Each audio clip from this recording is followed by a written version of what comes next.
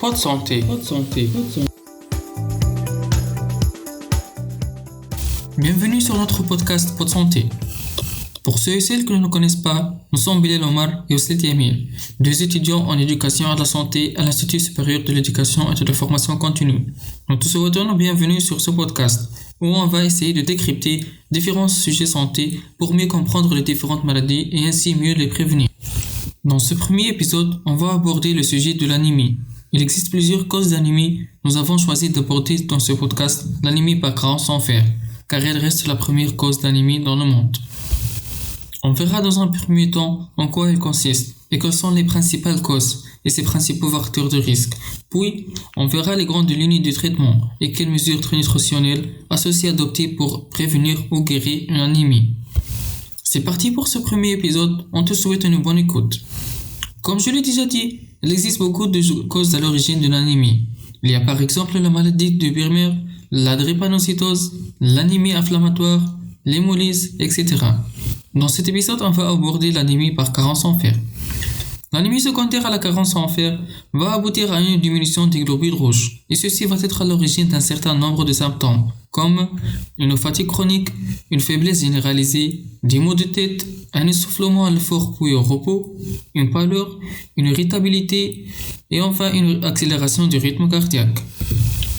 Il existe plusieurs causes de carence en fer qui sont soit une perte de fer, soit un manque d'apport, soit un défaut d'absorption, soit un excès d'utilisation et aussi plus rarement une pathologie psychiatrique, comme le syndrome de l'asthénie de Fer-Jolle.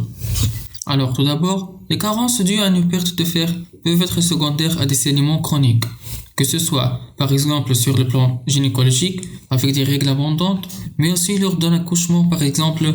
Donc, il n'est pas rare de retrouver des femmes en postpartum avec une anémie. On peut également avoir des anémies secondaires à des saignements digestifs, par exemple lors d'ulcères ou encore de cancers digestifs.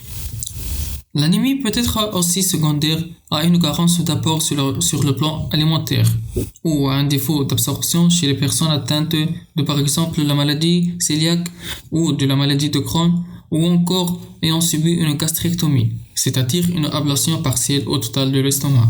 Enfin, l'anémie peut être due à un excès d'utilisation du fer par le corps, par exemple lors d'une grossesse et plus rarement par une activité sportive trop intensive. Le syndrome de l'asthénie de Fer-Jolle est une pathologie psychiatrique où les personnes vont volontairement entraîner des hémorragies de façon répétée qui pourront être donc à l'origine d'une perte de fer et donc d'une anémie. Pour récapituler, il existe un certain nombre de facteurs de risque de survenue d'une anémie par carence en fer qui sont l'âge. En effet, les enfants et les adolescents sont plus à risque car ils sont en pleine croissance et donc on consomme beaucoup plus.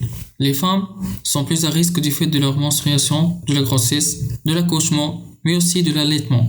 Les personnes atteintes d'ulcères gastro-duodénal sont plus à risque. En définitive, toutes les pathologies qui peuvent toucher l'estomac et les intestins constituent également un facteur de risque d'anémie. En effet, une majeure partie du fer est absorbée au niveau de l'intestin. L'anémie se diagnostique facilement déjà par des signes cliniques qu'on a cités précédemment. Et enfin, une simple prise de sang permet de confirmer le diagnostic. Maintenant que l'on a vu ce qu'était l'anémie par carence en fer, ses principaux facteurs de risque, ses principaux causes, voyons les grandes lignes de son traitement conventionnel, ainsi que les mesures nutritionnelles qu'il convient d'associer en prévention, mais aussi en traitement quand l'anémie est déjà installée. Le traitement d'une anémie par carence en fer va consister en deux grands axes. Le premier sera de traiter la cause de cette anémie, par exemple traiter des saignements, corriger une carence alimentaire, etc.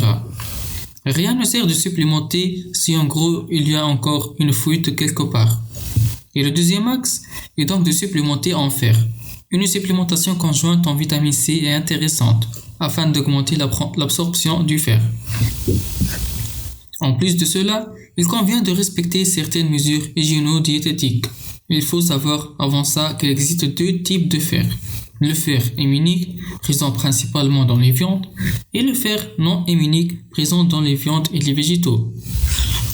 Le fer héminique est absorbé à un taux plus ou moins constant, En revanche, le fer non héminique est absorbé à un taux variable en fonction d'un certain nombre de facteurs, que l'on va justement voir ensemble.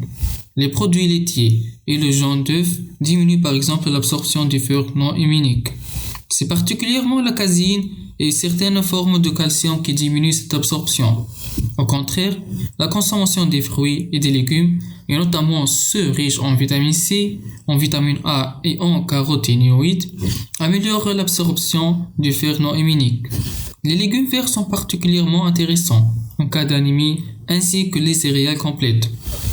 Le café et le thé et aussi le cacao diminuent l'absorption du fer non héminique également. Pour résumer donc, il convient de consommer tous ces aliments et ces boissons ralentissant l'absorption du fer avec modération et à distance des repas principaux. Et au contraire, de favoriser la consommation des aliments qui favorisent l'absorption du fer. Donc les céréales complètes, les fruits et les légumes, surtout les légumes verts, lors des repas principaux conjointement avec les aliments riches en fer. L'anémie possède de nombreuses causes, dont la carence en fer est la plus fréquente. Elle est de diagnostic facile et a plus de risques de survenir lors de la croissance, chez la femme lors de la grossesse, de l'accouchement ou encore de l'allaitement, ainsi que toutes les pathologies qui touchent la sphère digestive. Son traitement va consister tout d'abord à traiter la cause, puis à une supplémentation en fer. Tout cela s'inscrit bien évidemment dans le cadre d'une alimentation saine et équilibrée, riche en fer, riche en vitamine C et en évitant pendant les repas les aliments qui diminuent l'absorption du fer, et de plutôt les consommer avec modération en dehors des repas.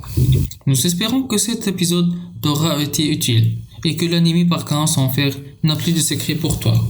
À la prochaine!